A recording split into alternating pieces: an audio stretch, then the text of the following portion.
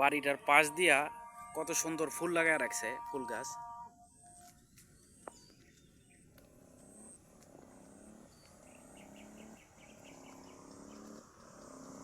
আর গাছটির ভিতরে ফুল ফুইটা একবারে অনেক সুন্দর লাগতেছে। কিন্তু এই যে একটা ফুলের কলির মতো দেখা যাইতেছে, কিন্তু এটাতে যে ফুলটা ফুটছে, কি ফুল গাছ এটা!